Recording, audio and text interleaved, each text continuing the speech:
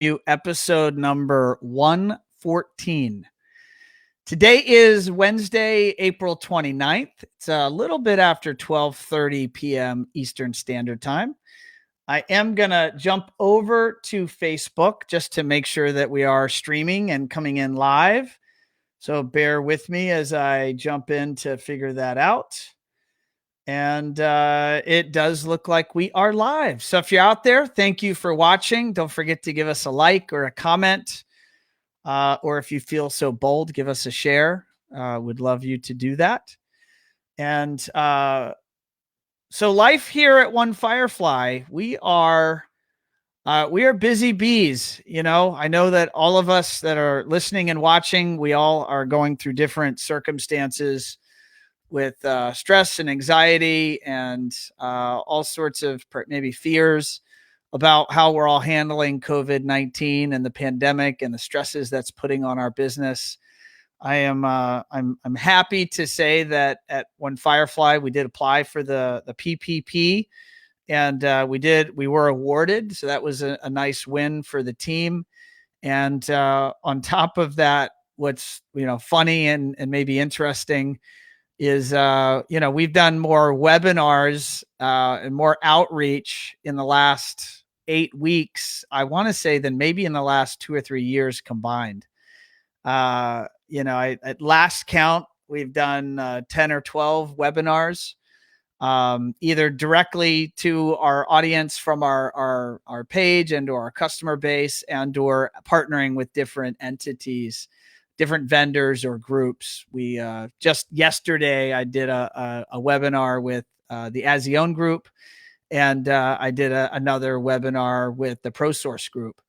Have webinars coming up in the coming weeks with Sonnen. They're the battery manufacturer, as well as with Savant Systems, and all sorts of fun and exciting topics, trying to really make most of the stuff we're doing not about anything that One Firefly necessarily sells or offers, but really within the theme of what I'm telling you guys to do. If you've watched our marketing in a time of crisis, it's really just find ways to help, find ways to reach out to your customers and let them know that you care, that you're here to help them, and try to identify things in your community that you can do to bring value. So right now isn't necessarily a time to be overtly selling or promoting your products or services, but really just about being present. And so we're doing that here at One Firefly, doing our best, trying to do our part. Happy to say we're very nicely busy. Business is actually awesome. We're fantastically busy, maybe the busiest we've ever been in a long time. And, the future looks interesting and challenging ahead, but I would say it also looks bright, because there's lots of opportunities to pivot and make a difference and grow. So that's how I'm doing. That's how One Firefly is doing right now. And what I'd love to do is to just go ahead and jump in and bring in our guest. He's a good customer of One Firefly, so I'm putting out that notice in advance. But this is Rob Hopper. He's the president at Beacon Audio Video Systems. And I want to say Rob is in Dayton, Ohio, but he'll confirm that with us. So let me go ahead and bring him on, and let's jump into the interview.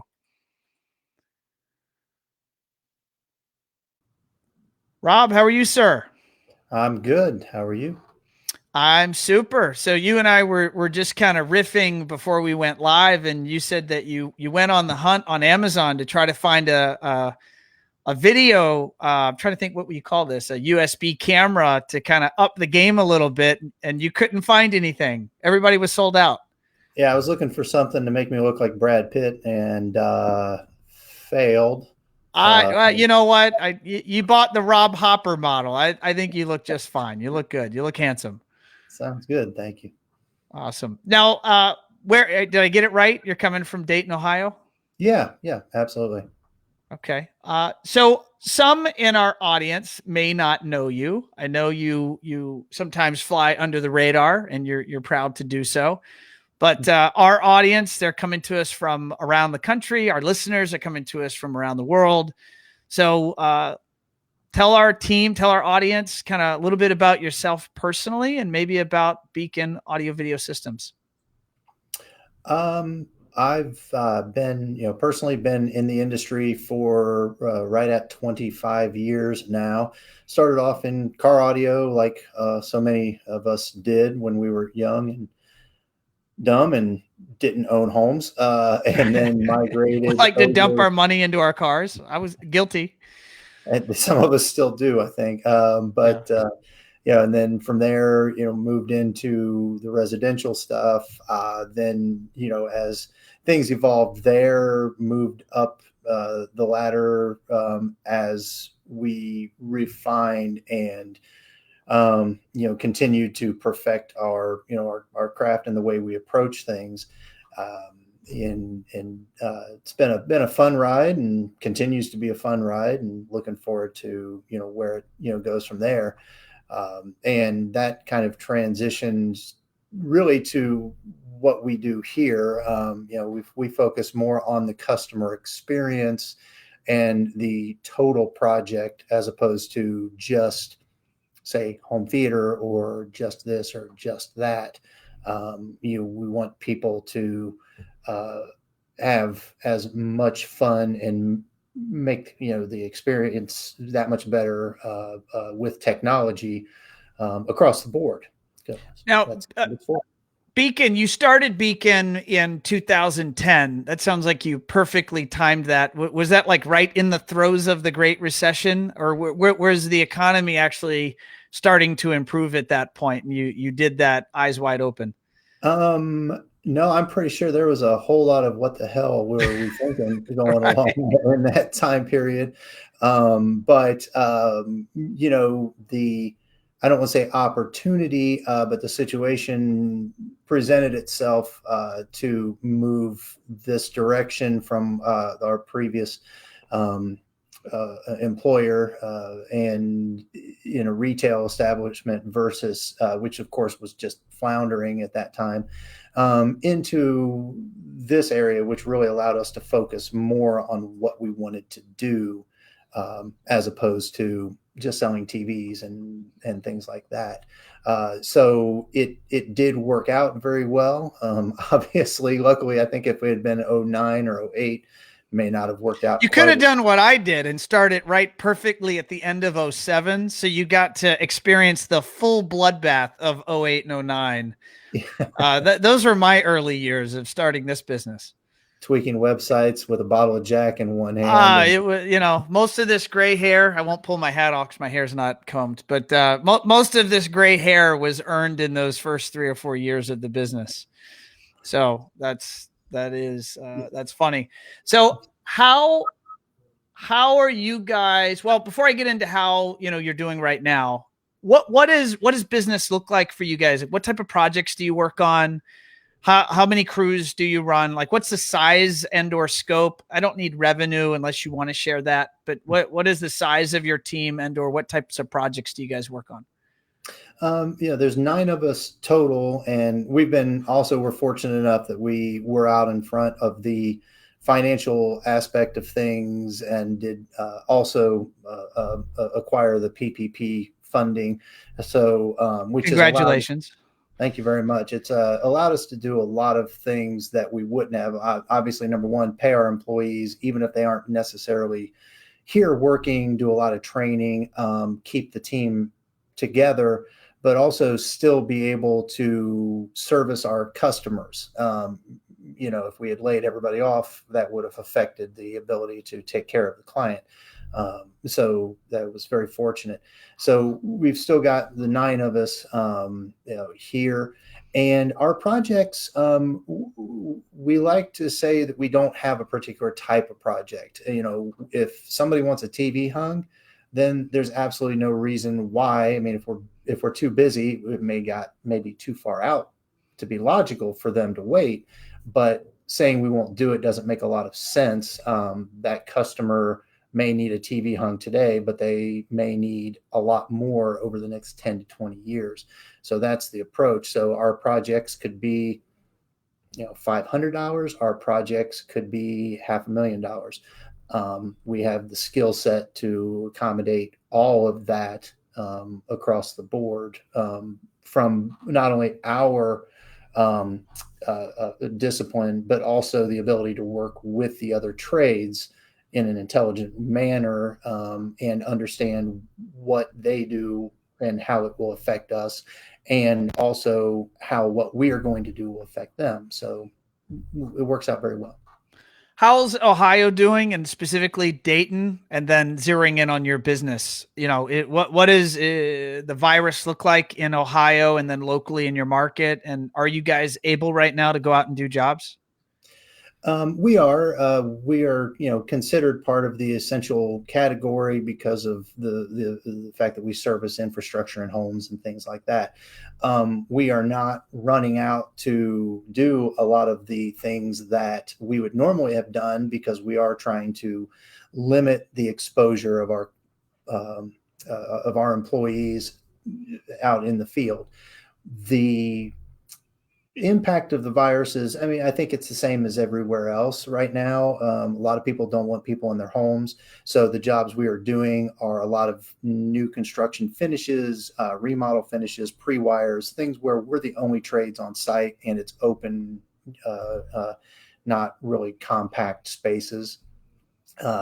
Our ability to do work has not been impacted as much, in terms of, like, we could do the work. A lot of what we were very concerned about was being able to take care of the customer. That has been impacted by the fact that people don't want a lot of people in their houses right now, which makes the remote serviceability of systems even more important right now. Luckily, that's been our modus operandi for a long, long time. So the servicing of our clients hasn't really missed a beat, except for maybe somebody who, has a modem that goes out or something along those lines, where you physically have to be in the house. Yeah. So. Got a few people making comments here, Rob, so I'm going to just give them a shout out. We have Tomas, our friend from Panama. He just said hello. And we have Angel coming to us from Mexico. Hello, Angel. We have Ian. And I know Ian. Ian actually was a guest on the show. He's coming to us from Houston. What's up, Ian? And Wes. Wes is coming to us. You got to remind me, Wes, where are you coming to? I know you're in South Carolina or North Carolina. You're in a Carolina. I just don't know which one. But thank you, Wes. Now, Rob, how is your family? How's home life dealing with this virus? And everyone's probably spending more time at home and watching more Netflix than usual. Are you the prototypical consumer of home entertainment and technology and e-learning and all that? Or what's going on? Well, this has definitely forced a bit of an evolution, and it's interesting. I think the industry as a whole is going to see this. I think a lot of them already have, but my house, we had been talking about forever transitioning away from traditional TV services, cable, satellite, whatever, over to more of a streaming TV service, and that is something that we did implement because of the fact that now that we've got my wife and two kids both at home, currently at any given time wanting to do something where they typically would not have maybe been tripping over each other with a single Roku player or Apple TV in place. Now everybody's got their own Roku that they can pull up anywhere in the house, so they're completely content from that perspective. Now, there are other perspectives where you just kind of open the door, you throw in a bottle of water and a steak and slam the door real quick and try to avoid it. But I think everybody's seeing that, where we're social creatures. Being cooped up in a house is not the norm. But from a technology perspective, yes, there have been requests. So we've been doing that much the same we are with our homes as we are doing for the clients. With your customers, either new folks that are finding you, because I know you're actively marketing, and I want to talk about some of that stuff. But also your existing book of customers. So I'm going to tell you, I am hearing from different pockets around the country. This is not absolute. It's not, a 1 or a 0 on or off, but I'm hearing people are in some cases seeing slowdowns with biz dev or signing new projects right now. Like, let's say the last 4 to 6 weeks. Are you seeing that there in Dayton, and or with the requests or the inquiries for projects? What type of requests are happening? What is happening on the ground there? It's definitely been very interesting. I think anybody that says that they are not seeing a slowdown or a change in one aspect or another is probably not being 100% honest.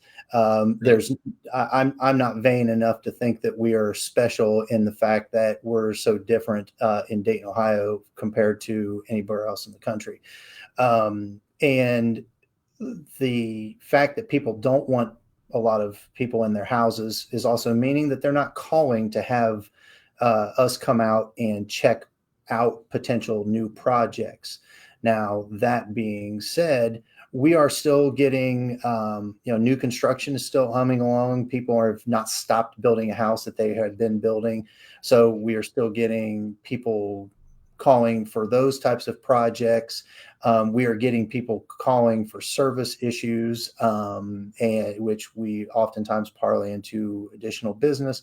And we're still getting calls from people who want to start projects, not as large scale projects as we may have seen a year ago, but they're still there. And for me anyway, that's a very promising sign that as we get further and further along in this, the dealers that did things right and weren't financially hurting to begin with will probably pull through okay. And odds are a lot of these people are going to want you to come out because they're so sick and tired of not doing projects that they're going to be running out the door to try and do something, anything. Do you think it's a good assumption that on the other side of this, when it becomes a little more politically correct to go to job sites and for customers to have people in their homes, I'm operating on an assumption. I'd like to think it's an educated assumption that there's going to be pent up demand, and particularly around cool toys and tech for the home. I don't think people are going to take vacations this year. I think they're going to spend money on their houses. Do you think that's Yeah, no, absolutely. accurate? Yeah, I think that that's spot on. I think a lot of people are not going to take vacations. I think vacations are going to be tough to take, even if you wanted to, from just a perspective of different people out there that are, different resorts and things that aren't going to open or be up to capacity, or possibly services associated with those that won't be there, making the trip a little less desirable. And yeah, I see people doing a lot of projects to their house, to the exterior of their house. I mean, and it's been this way for a couple of years, a huge trend, and a logical trend for people to try and extend their living space of their house to the outdoors. How are they doing that? What are the technologies that they're desiring outside? A lot of TV, is a little more logical now. I think people see that, they essentially want all of the amenities that they had or have inside their house, outside their house. So go outside, be able to sit by your pool or on a patio or wherever and surf the internet, be able to watch something on an iPad, thereby meaning Wi-Fi is huge for the exterior of the house. Audio, and better audio. That's going to be a big key. The idea of the old slap 2 speakers on the side of your house and let it rip is just, not what a lot of people probably would think audio should be. So a lot of, different things. I mean, and the need for Wi-Fi and networking outside is growing at a faster rate than I probably would have. I had a call the other day from a guy who needed better Wi-Fi because his smoker needed to connect to the internet. No way. Man, I thought that when I had the first call about a Sleep Number bed getting on the Wi-Fi, I thought that was the limit. I thought there's nothing else. There's A nothing else. Sleep Number bed has an IP address. It's a Wi-Fi device. We had somebody that called in. This was a couple of years ago. I did not know that. Yeah, neither did I. But it was an interest. It's the world we live in. The networks are more important than ever, and they're going to continue to be more important because the stuff that we put on a network in 2 years doesn't even exist today. So, which is crazy to imagine. I have a few more. Bunch of people are jumping in here into the stream and they're saying hi to you. So I'm going to give them a shout out. Let's see if I can catch up here. So Ron Watkins. A couple of my college fraternity brothers of piping in, and a couple of clients in there and whatnot. And then Reese says hello. Hey, Rob. Got Matt. Matt's a good friend and customer down in Dallas. He's actually going to be coming on the show soon. Nice. I think, Matt, we got you booked. I don't know the date. So Stephanie, if you're following this, maybe type in the date. When is Matt going to be on the show? Help me out there. And then who else do we have? Well, I got to keep up. We got Joe Flynn, Rob Hopper. You're my hero. Well, there's more. It's drop the mic. It's a little known fact. I have a fan club. Clearly, Rob, you're the best, man. You got some, I don't know. You must've slipped somebody some 20s before we went live here. You got Josh Stremko. He's your guy from one of your guys here from One Firefly. Happy to have you on. And then, there it is. Matt answered us. He says he's coming on the show on May 15th. So everyone stay tuned. You want to hear from the one and only Matt DeVance. Speaking of connectivity, and I'm going to show some of my ignorance here. So educate me. And by doing so, you'll educate at least a few of the people watching that may not be in the know. What are you seeing around the 5G? I'm not even going down the path of the 5G 5G towers causing COVID-19. So I'm not going down that path at all. But I know that is coming. And what does it mean for you as an integrator? And for those that are, maybe you have some of your customers that are listening, what should they know about 5G and how it's going to affect their home? Well, 5G, and I'm not going to say that I have really gotten my hands around every aspect of it, but as with any service, it's wireless service. It's still going to, no matter how you slice it and how you dice it, it's still wireless. It's still going to be, at the end of the day, a second tier, to connectivity. But looking at just, and right now, the current technological environment and professional work environment is showing that our infrastructure really needs help. Just the amount of internet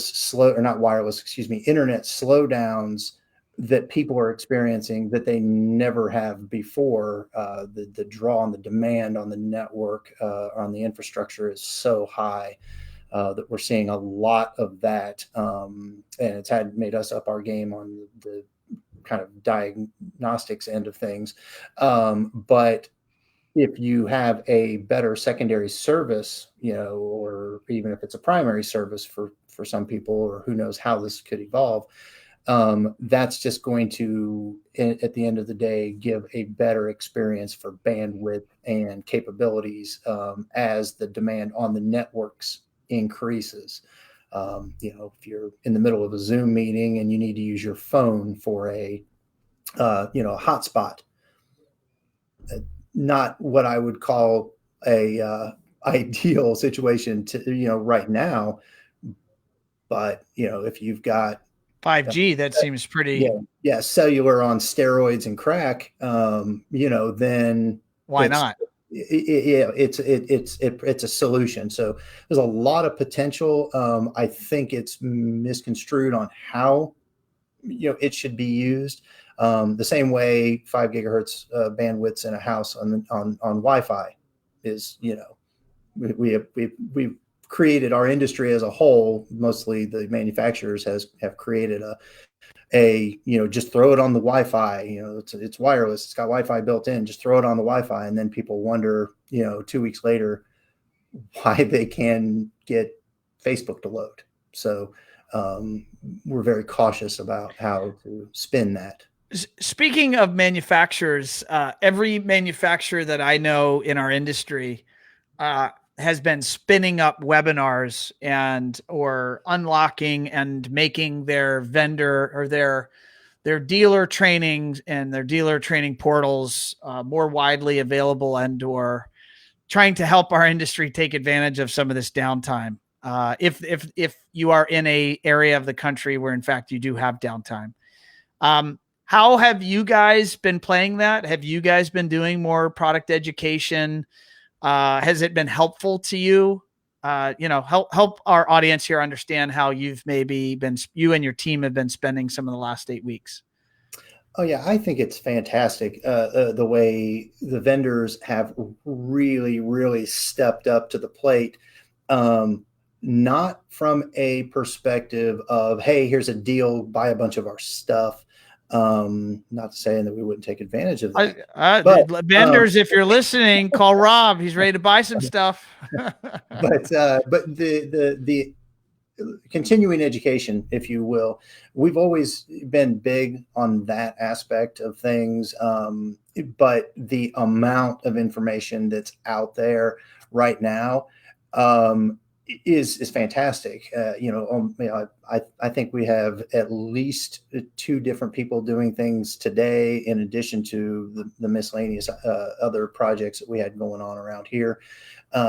So whether it be from speaker manufacturers, control manufacturers, whatever, I think they're doing a fantastic job of helping people get better at what they do.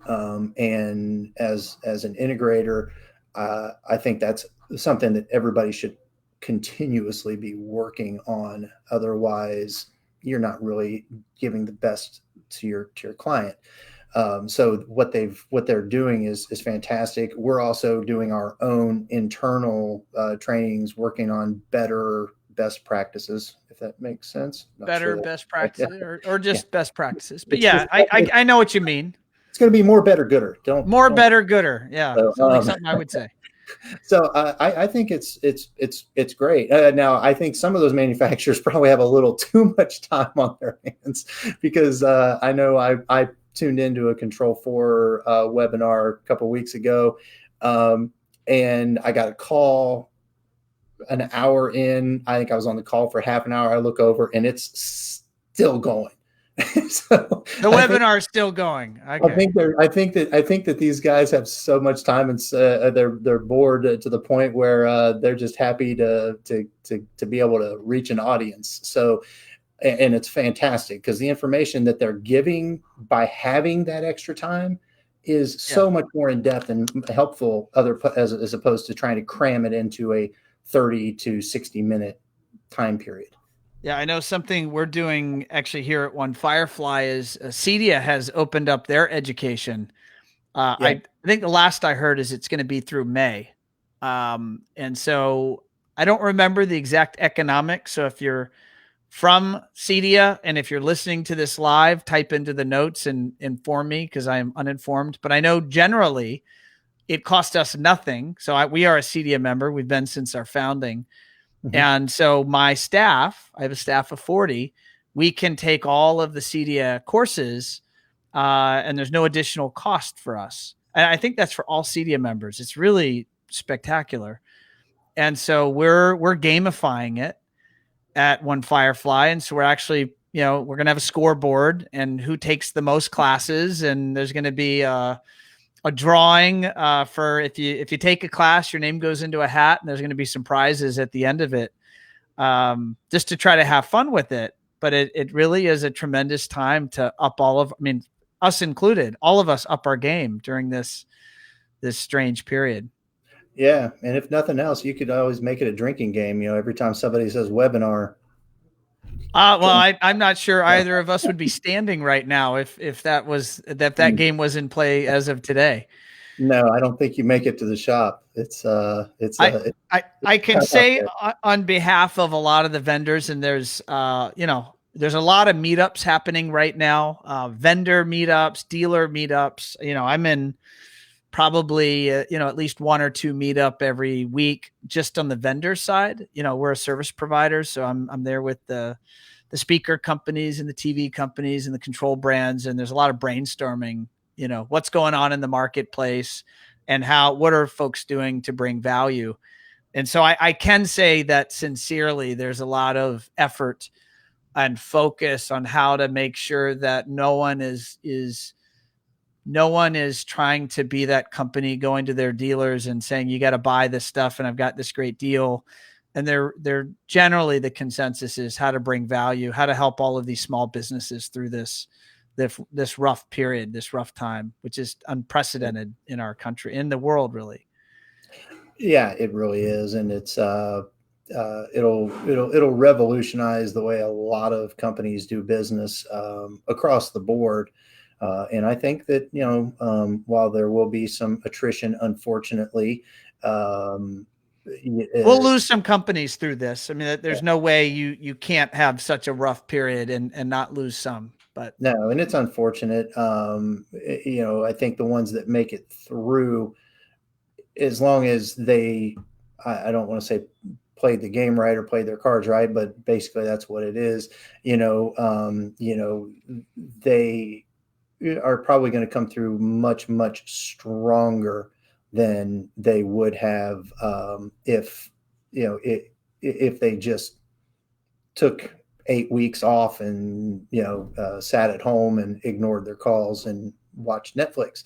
Right. So, Tiger King 3 times. Yeah. Sorry, Tiger King. I've not watched that yet. I haven't either. I've refused to do it. I'm not going to participate. Yeah, I'm very much in the same camp. My guys love it though, and I do love the memes. So the memes are, in fact, they've started to show up as background because we Zoom a lot, right? So as we all do. So now I'm getting Tiger King, my staff showing up with Tiger King backgrounds for the video conferences, and they're all sorts of outrageous. But it's fun. Say that could go real bad real quick. I so think. Far, well, my team's mostly PG, so they've kept it pretty maybe even G-rated, for the most part. Well, you got people like Jordan over there that are Hoosiers fans. I mean, you can't really expect much out of them. Well, exactly. So I do got to give Jordan a shout out. There he is, excited, except minus the Hoosiers dig. Excited to be listening in. Rob, always great insight. And I know actually Jordan and Josh got together, and they're the ones that said, "Hey, we need to have you on the show." So it's actually Jordan and Josh collaborating, which is how you got the invite. Because a lot of my guests I know and I've known for a long time, but I haven't known you for a long time. So, but my team has, which is so darn exciting because that means I've got people and they're loving on our customers, and they're actually doing their job and talking to people, huh? They're doing their job. I'd have it no other way. They do a great job too.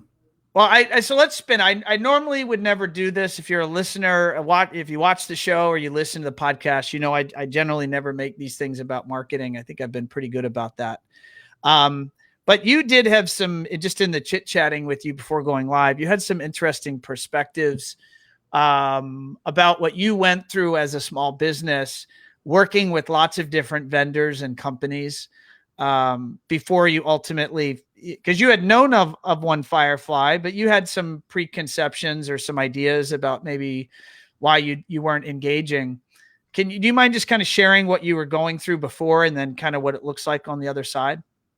Yeah, absolutely. And I think a lot of people are in this boat. I mean, we're geeks, at heart, if essentially, no matter how you spin it.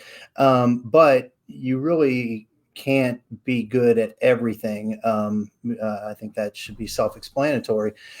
So marketing obviously was a huge downfall of mine. So I relied on a lot of other entities to do any number of different things that I just frankly kind of understand, but don't have the knowledge or skill or time or desire to deal with. Whether it be, say, Google AdWords, SEO configuration, website design, content for the website, copy was always huge, and directory optimization, making sure Yelp and Google and all those different things are set right. And as things get busy, you kind of just put it on autopilot, and coast through, and sometimes not getting what you think you're getting out of it. What I really enjoy about the One Firefly experience is that being targeted, as a digital marketing company dealing with just our industry, you take that wealth of knowledge that they've got of making content for and whether it be copy or photography or whatever, graphic design, across so many different clients to make the experience as a whole better for everybody, and being able to have that one-stop shop allows us to also have that experience transition to Google AdWords from our website, to social media marketing, and creating blogs and things like that we would love to do ourselves, but honestly, probably people would close the webpage 2 or 3 sentences in. I don't know that I could create an interesting or captivating story in that manner. So it's just been great. And then having that one point of contact that we have with Jordan to then disperse the needed items to parts of the team has really been great, in terms of just anything. If it's something that needs to be done. What if Jordan doesn't know the answer? What happens? Jordan knows everything. I don't. Jordan, you hear that? I think you owe him $20. Ask him. No, and that's actually one of another aspect of it, is that being a great account manager, whatever we bring up, he doesn't necessarily have the answer to all the time, because that's not necessarily his job, but he knows who needs to answer it, and he gets them involved, whether it be from the website design aspect or the account sales and different things that go along with the site, that would normally go to Josh or somebody else. So delegating, if that's the right term, those different aspects has made it great, because then we also then get great turnaround time on top of that. It's not okay, well, let me get you the answer to that, and then hear back from them a week or 2 or 6 later, or we have to ask about it. It's usually kicked over to another member of the team, and the other member of the team then actually get in touch with us directly, almost immediately most of the time. So, again, giving everybody their thing to do is so much more efficient than just having one person try and do everything. No, I appreciate that positive feedback. And more importantly, I know those that are listening or watching find a lot of value, not in what, I don't want to say what I say or Josh says in, the sales side of the equation. It doesn't matter, but it matters a lot less than what an actual customer tells their friend or their peer on the other side of the country regarding your experience. I'm noticing you are in our new website thing called Mercury Pro. How was that? And I know you told me some war stories from maybe some other efforts to build websites in the past. Some of them went well, some of them didn't go well. Yeah. How was this experience? And what was the good and what was the bad? What could we Uh, have done better? Let's put it all out there. there was never any beer at any meetings. That was disappointing. Other We have than to get that, on that. other than that, honestly, the whole thing was really very positive. I think there may have been a little bit of um, information that didn't. I don't necessarily want to say didn't get communicated. I think I interpreted it differently on some things. Nothing earth shattering or anything like that. I was extremely thrilled with how we were able to get online or on with on a call with the designers and everybody else, go through things and kind of be like, okay, well, here, look at this. We don't like that. We like this, et cetera, and not just write down, try and communicate those ideas through a text media like email. That was really, really great. The Probably the best part of it for me was the alleviating the pain points that I always had in website design and development. There are a lot of really great web developers out there. That's not really the issue. The issue is that most of them are not copy and content people either.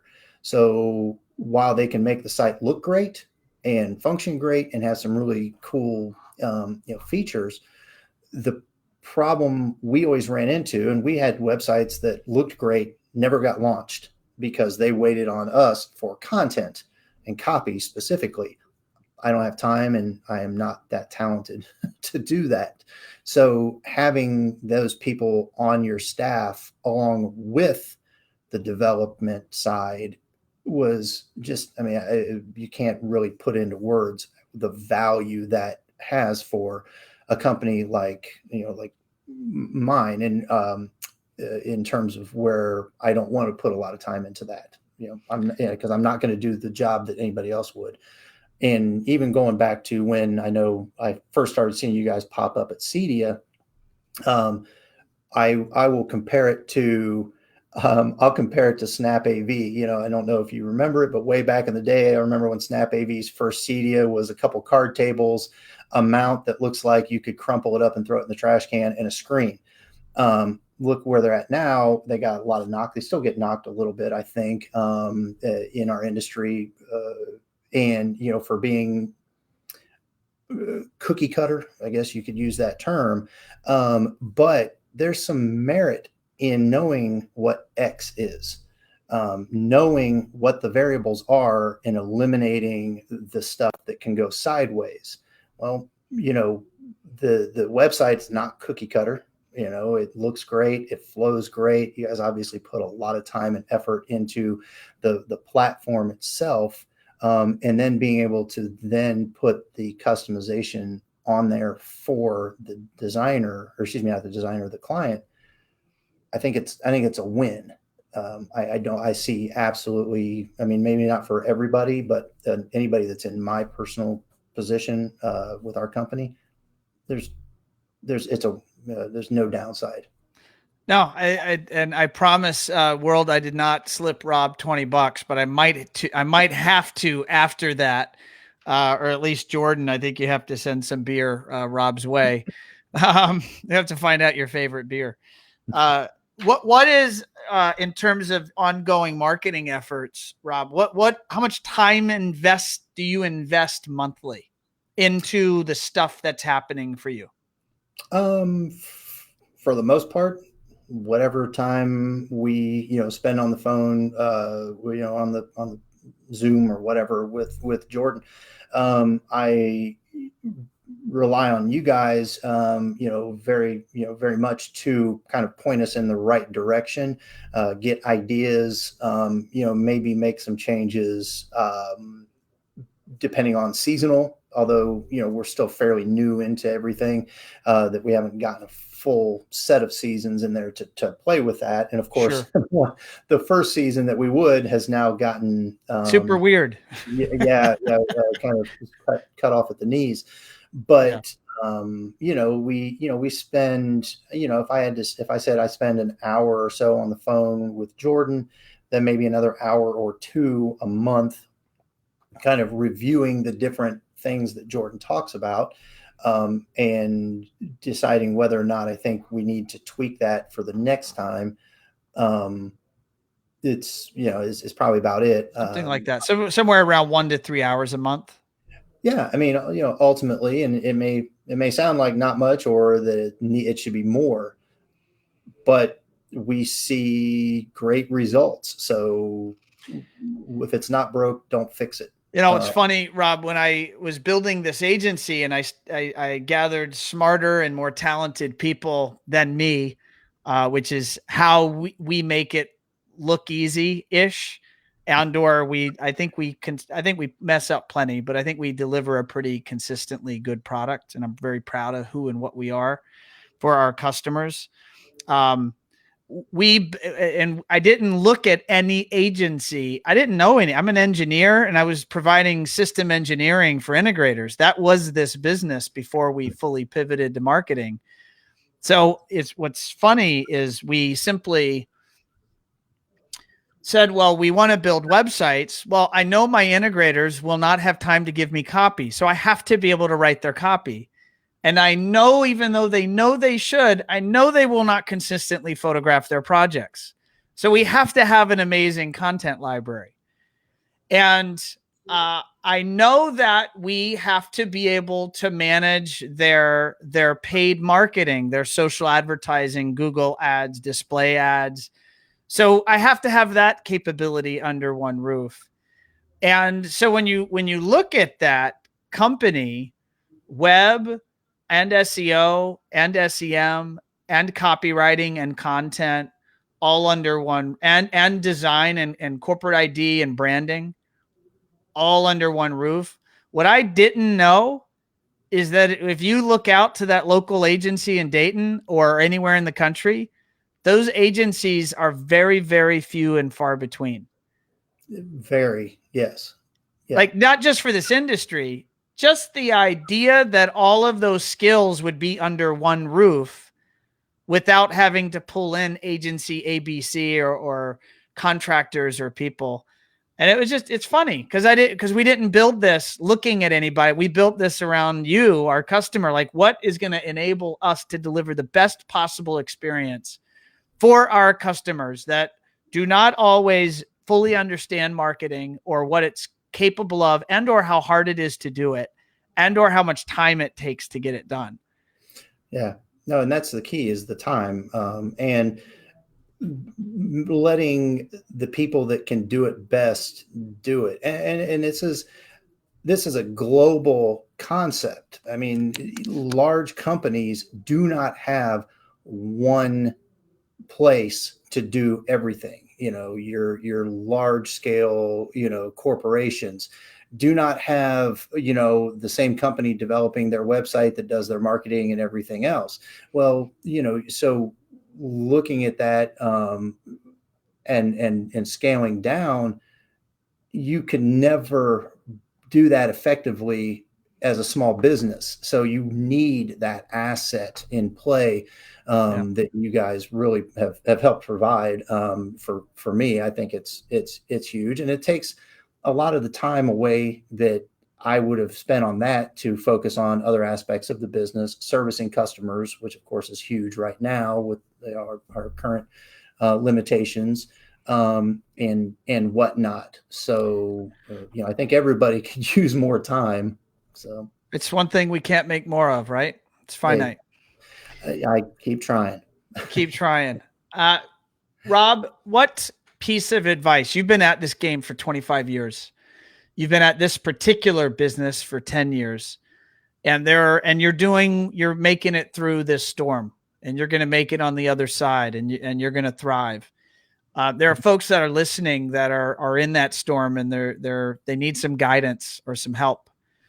Do you have any insight or just words of wisdom from your years of experience that you wouldn't mind sharing?